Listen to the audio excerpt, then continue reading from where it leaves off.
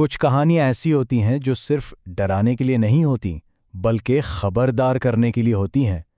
ये कहानी भी एक ऐसे ही गर्ल्स बोर्डिंग स्कूल की है, जहां रात की गहरी खामोशी में कोई और भी जाग रहा था।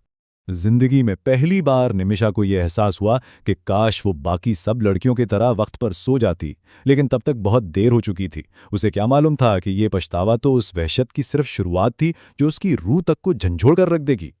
तो चलिए कहानी शुरू करते हैं, एक बहुत ही मशहूर बोर्डिंग स्कूल से। लेकिन आप जानते हैं, हर मशहूर जगह के कुछ न कुछ तारीक राज भी होते हैं। निमिषा और मनीषा दोनों बहुत अच्छी सहेलियां और रूममेट्स थीं। पढ़ाई में भी बहुत तेज थीं। उनका रोज का एक ही मामूल था। मनीषा जल्दी सो जाती और निमिषा, जिसे रात में पढ़ने की आदत थी, वो देर तक जागती रहती।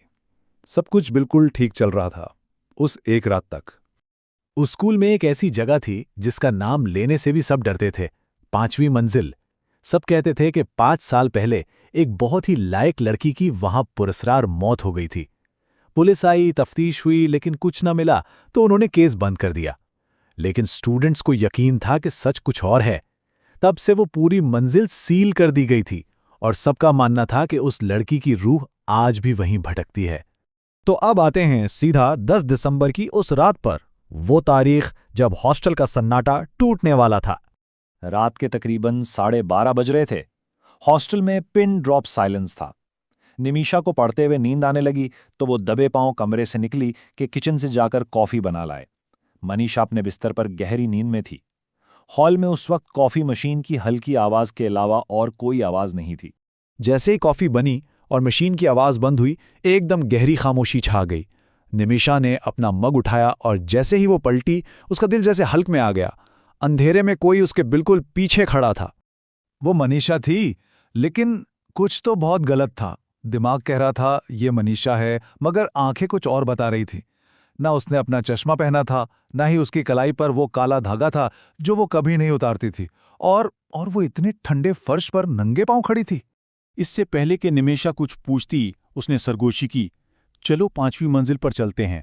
और फिर निमिषा का हाथ इतनी बर्फ जैसी ठंडी और मजबूत गिरफ्त से पकड़ा कि निमिषा की चीख निकल गई। वो उसे सीढ़ियों की तरफ घसीटने लगी, सीधा उस मंजिल की तरफ जहां जाने का कोई तसव्वुर भी नहीं कर सकता था। 5वीं मंजिल का दरवाज़ा, जो हमेशा लॉक रहता था, आज खुला हुआ था।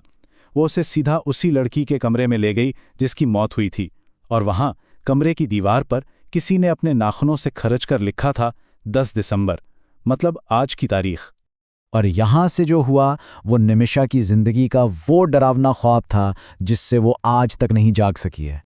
वो उसे घसीट कर बालकनी में ले आई। बाहर शदीद धुंध और काट खाने वाली ठंडी हवा थी। निमिषा ने डरते हुए कहा, मनीषा प्लीज चलो, वापस चलते हैं।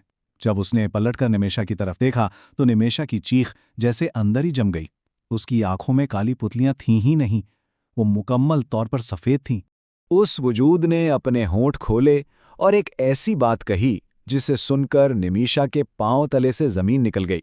एक गैर इंसानी, सर्द और स्पाट आवाज में उसने सिर्फ एक लफ्ज कहा, जंप। निमिषा ने इनकार में सर हिलाया, लेकिन वो वजूद अपनी सफेद आंखों से उसे मुसलसल घूरता रहा। और वो आवाज भारी होती गई, जंप जंप। ऐसा लग रहा था जैसे वो आवाज निमिषा के दिमाग पर काबू पा रही थी, उसे अपनी तरफ खींच रही थी। निमिषा का दिमाग सुन्न हो रहा था। वो सच में बैल्कनी की रेलिंग की तरफ बढ़ने लगी, लेकिन तभी नीचे किसी मंजिल से कोई चीज जोर से गिरने की आवाज आई और इस झटके से निमिषा जैसे होश में आ गई। उसने अपनी पूरी ताकत से उस चीज को धक्का दिया और अपनी जान बचाने के लिए भागी। उसे अपने पीछे एक ऐसी वहशतनाक धाड़ सुनाई दी जो किसी इंसान की हो ही नहीं सकती थी। निमिषा को लगा कि वो बच गई, कि खतरा टल गया है, लेकिन असली वहशत तो उसके कमरे में उसका इंतजार कर रही थी। वो हाँफती कांपती किसी तरह अपने कमरे तक पहुंची और दरवाजा जोर से बंद करके लॉक कर दिया। उसने दरवाजे से टेक लगाकर इत्मीनान का सांस लिया कि चलो अब वो महफूज है। लेकिन जब उसने कमरे के अंदर नजर दौड़ाई तो उसके जिस्म में खौफ की एक ऐसी लहर दौड़ी जो 5वीं मंजिल की वहशत से भी कई गुना ज्यादा थी। असली मनीषा अपना चश्मा पहने, कलाई पर वही काला धागा बांधे, अपने बिस्तर पर सुकून से सो रही थी, बिल्कुल उसी तरह जैसे निमिषा उसे छोड़कर गई थी। तो फिर वो कौन थी जो उसके साथ ऊपर बालकनी में थी?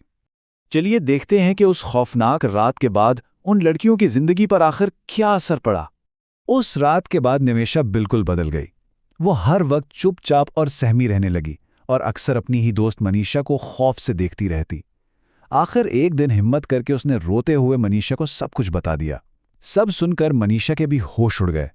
उसने जब पुराने रिकॉर्ड्स चेक किए तो उनके रोंगटे खड़े हो गए। 5 साल पहले मरने वाली लड़की की मौत की तारीख भी 10 दिसंबर ही थी।